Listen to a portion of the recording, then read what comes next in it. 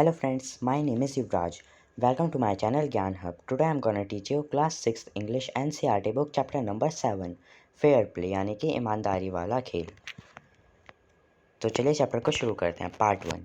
Jumman Shaikh and Alagu Chaudhary were good friends, so strong was their bond of friendship that when either of them went away from the village, the other looked after his family. Both were greatly responded in the village. इसमें बताया गया है कि जो जुम्मन शेख और अलगू चौधरी जो हैं वो बहुत ज़्यादा अच्छे फ्रेंड्स हैं और उनका जो बॉन्ड है बहुत ज़्यादा स्ट्रॉन्ग है। और उनमें से जो भी कोई एक बार गांव के बाहर जाता है तो फिर दूसरा आदमी उनकी फैमिली की देखभाल करता है और दोनों को बहुत ही ज़्यादा रिस्पेक्ट मिलती है अपने गांव वालों से। Jumman had an old aunt who had some properties. This she transferred to him on the understanding that she would stay with him and he would look after her.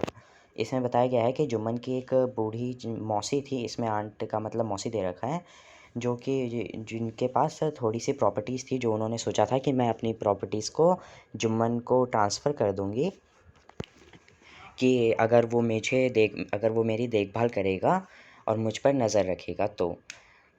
The arrangement worked well for a couple of years. Then the situation changed. Jumman and his family were tired of the old relative. और ये सब कुछ अच्छे से चला भी कुछ सालों तक, लेकिन कई सालों के बाद ये सिचुएशन बदलने लग गई और जुम्मन की फैमिली जो थी वो परेशान होने लग गए ओल्ड रिलेटिव से, उनकी मौसी से। Jumman become an indifferent to her as his wife, who judged even the little food that the old lady wanted every day.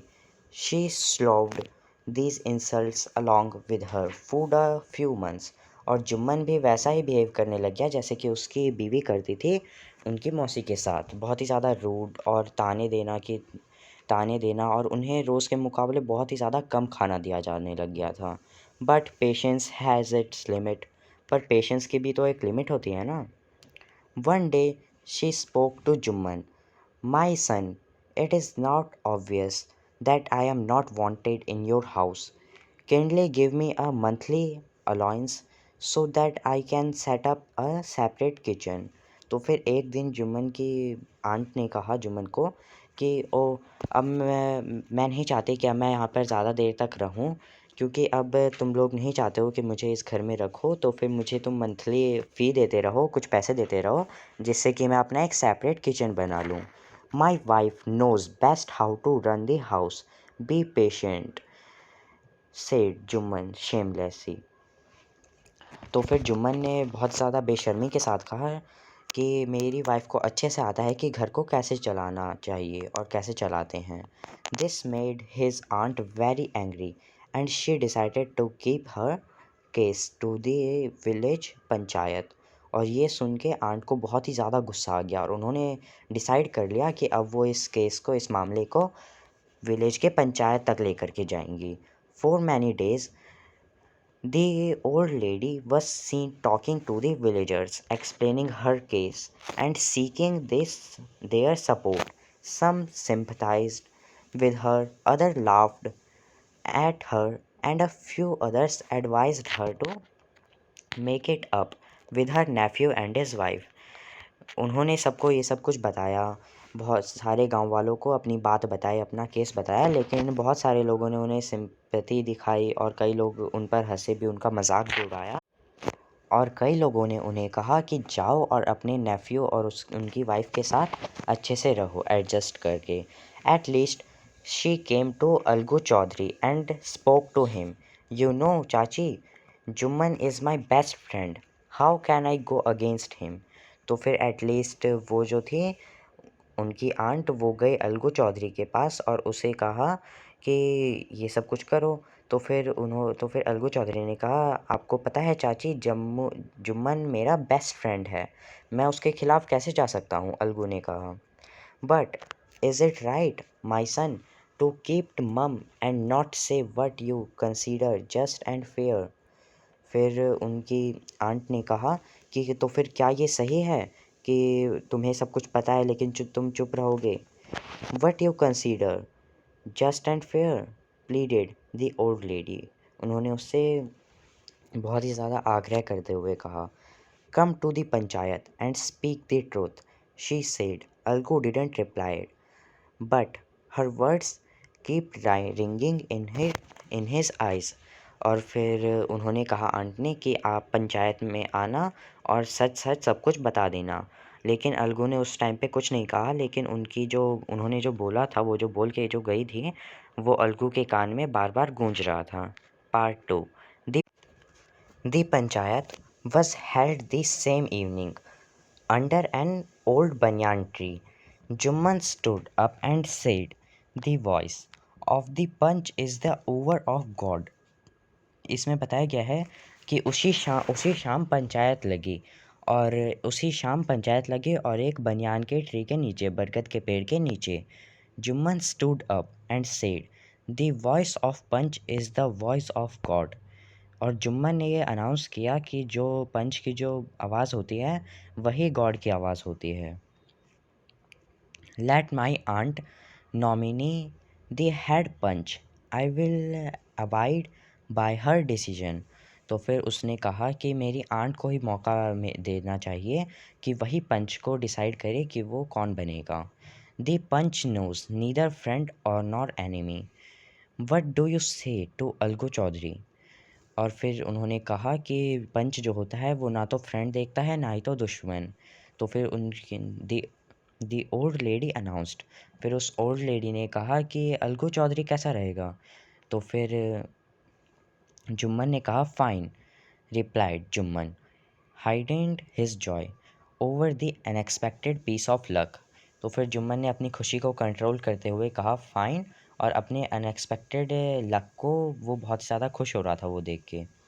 "चाची, you are aware of my friendship with Jumman," said Alagu. Alagu ने कहा कि चाची, आपको पता है ना मेरी फ्रेंडशिप जुम्मन से कितनी अच्छी है। "I know that," replied the aunt, "but I also know that you will not kill your consciousness of the sake of friendship."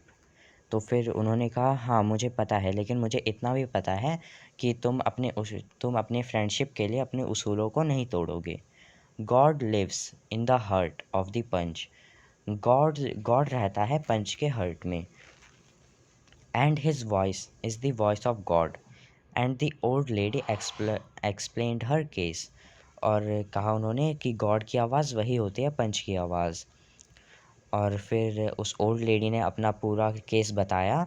Jumman said Alagu, you and I are old friends, your aunt is as dear to me as you. तो फिर जुम्मन को कहा अलगू ने कि तुम मेरे बहुत ही ज़्यादा अच्छे दोस्त हो और बहुत ज़्यादा पुराने दोस्त हो, लेकिन तुम्हारी आंट भी मेरे लिए वैसे ही हैं जैसे कि तुम हो। Now I am a panch, you are your aunt are equal before मी।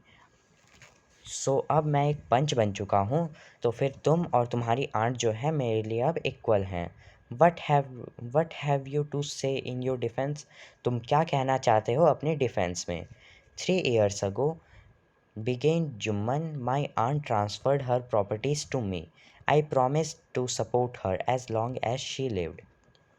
जुम्मन ने कहा कि करीबन 3 साल पहले मेरी आंट ने मुझे प्रॉपर्टीज़ की दी थी, अपनी प्रॉपर्टीज़ दी थी मुझे कि मैं उनका ख्याल रखूं, और मैंने उन्हें प्रॉमिस किया था कि मैं उनका सपोर्ट करूंगा और मैं उनका ख्याल रखूंगा। I have done all I could, और मैंने वो सब कुछ किया जो मैं कर सकता था। There have been a couple of quarrels between my wife and her, but I can't stop it. Now my aunt is claimed a monthly allowance from me. और अब कुछ झगड़े होने लग गए हैं घर में मेरी वाइफ और इनमें। तो फिर अब मेरी आंट मुझे कह रही हैं कि मुझे अब मंथली अलाउंस दो। This is not possible, that's all I have to say. और ये अब पॉसिबल नहीं है मेरे लिए, ये उसने कहा। Jumman was cross-exclaimed by Algu and others. Then Algu announced, "We have gone into the matter carefully in our opinion. Jumman must pay his aunt a monthly allowance or else the property goes back to her."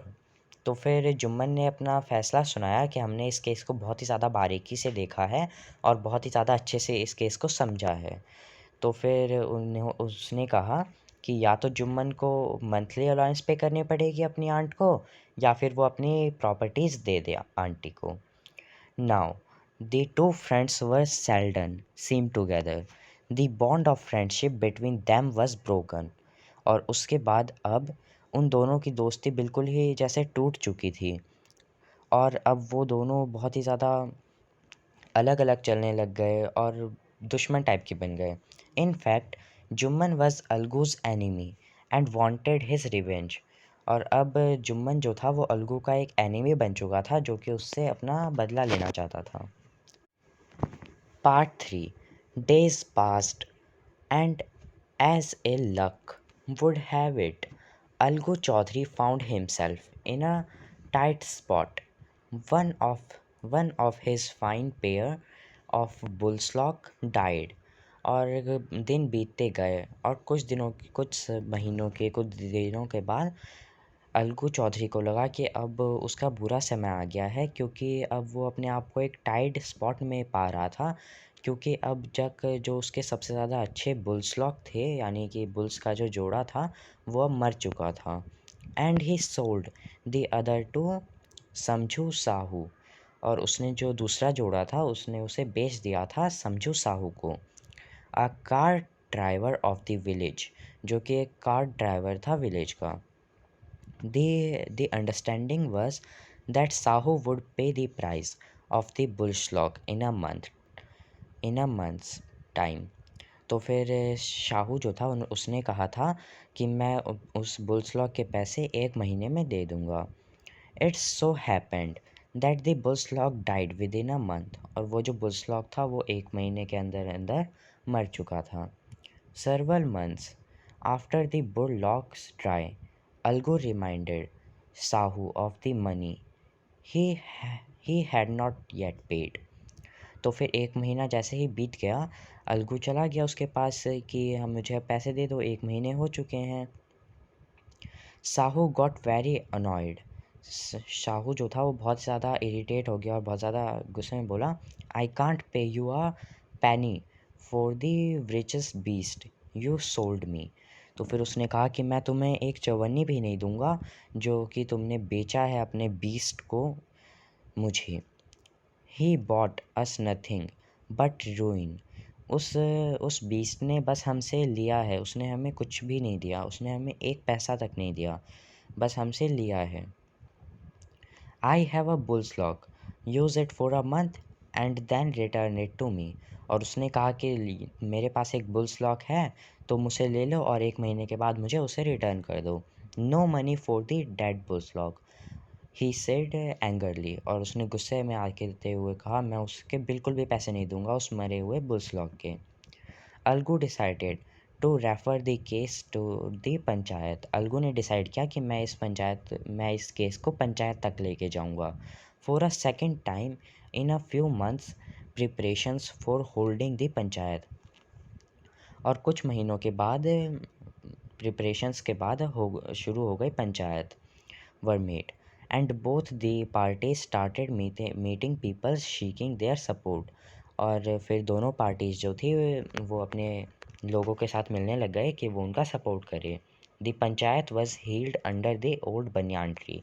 और ये पंचायत जो थी वो उसी banyan tree पे के नीचे होने जा रही थी जहाँ पर पहले होती थी।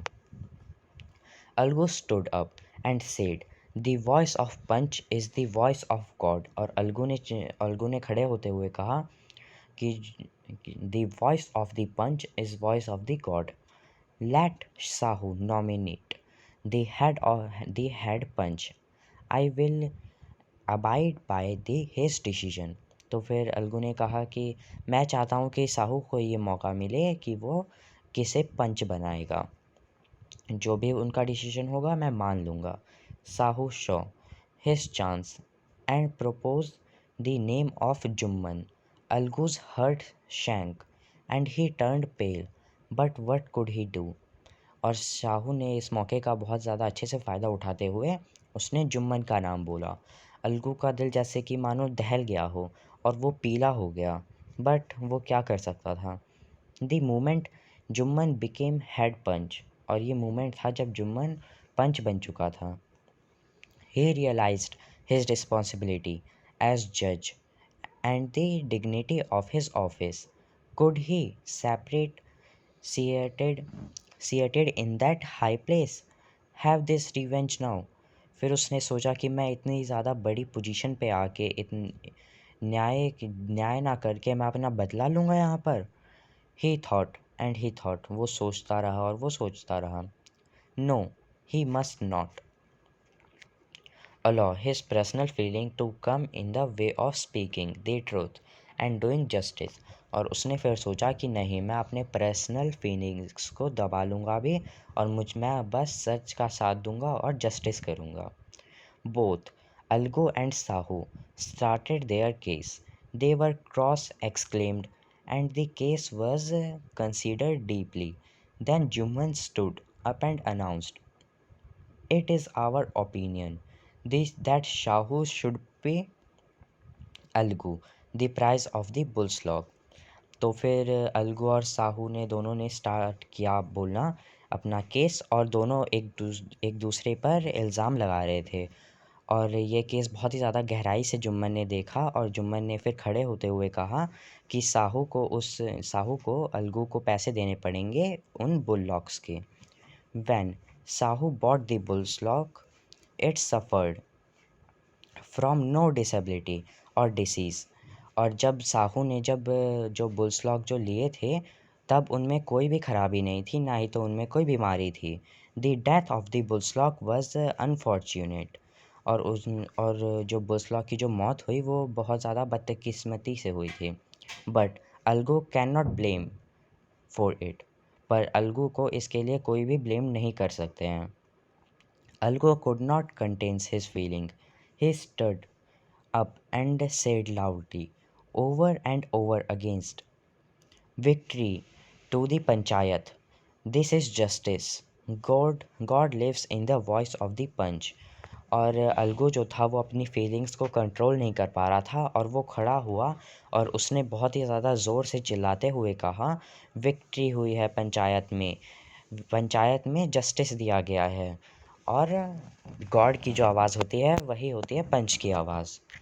Soon after Jumman came to Algu, embraced him and said, "Since the last panchayat I had became your enemy. Today I realized what it meant to be a punch." तो फिर उसके बाद जुम्मन जो था वो अलगू के से जाकर गले मिला और उसके बाद उसने उसे कहा कि पिछले पंचायत में हम दोनों को एकदम दुश्मन बना दिया था, लेकिन आज मैं समझ पाया हूँ कि पंच क्या होता है. A panch has no friends nor enemy. He knows only justice. Let no one deviate from the path of justice and truth for friendship और एनिमी. और उसने कहा कि कोई भी पंच को भटका नहीं सकता है, ना तो फ्रेंडशिप ना तो enemy. Algu embarrassed his friend and Key wept, and his tears washed away all the dirt of misunderstanding between them. और अलगू ने अपने फ्रेंड को गले लगाया और उसके आंसू पोंछे और दोनों के बीच की सारी मिसअंडरस्टैंडिंग दूर हो गई और दोनों फिर से फ्रेंड्स बन गए. So this was your chapter 7 of class 6. Hope you liked the video. Share it with your friends and ask the queries in comment section. Thank you.